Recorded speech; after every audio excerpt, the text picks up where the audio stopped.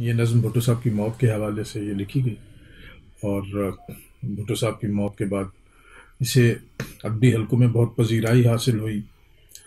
لیکن اس کا ایک حوالہ اور بھی ہے کہ جب 1985 کی اہل قلم کانفرنس ہوئی تو جنرل ضیاء نے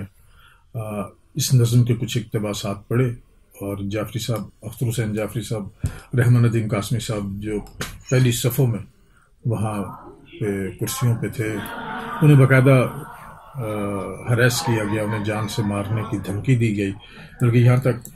جنرل ضیاء نے کہا کہ آپ اگر کسی اور ملک میں ہوتے تو نہ لکھنے والے زندہ رہتے نہ چھاپنے والے۔ تو اس نظم کا ایک بڑا، اور اسی نظم کے کچھ ٹکڑے جو ہیں انہوں نے وہاں پہ اپنی تقریر میں کوٹ بھی کیے، تو یہ نظم آپ کی سماعتوں کی نظر کرتا ہوں۔ اب نہیں ہوتی دعائیں مستجاب، اب کسی ابجد سے زندان ستم کھلتے نہیں، سب سجادوں پہ بیٹھی بیویوں نے جس قدر حرف عبادت یاد تھے، پاؤں پھٹے تک انگلیوں پر گن لیے، اور دیکھا رحل کے نیچے لہو ہے،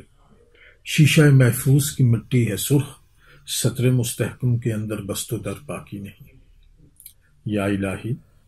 مرغی یوسف کی خبر سچی نہ ہو، ایلچی کیسے بلاد مصر سے سوئے کنا آئے ہیں، ایک جلوس بے تماشا گلیوں بازاروں میں ہے، تازیہ بردوش انبوہ ہوا، روزنوں میں سر برہنہ مائیں جس سے مانگتی ہیں منتوں کا اجر خوابوں کی زکات۔ سب سجادوں پہ بیٹھی بیویوں،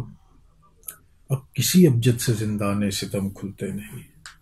اب سمیٹو مشک و عنبر، ڈھانپ دو لوح و قلم،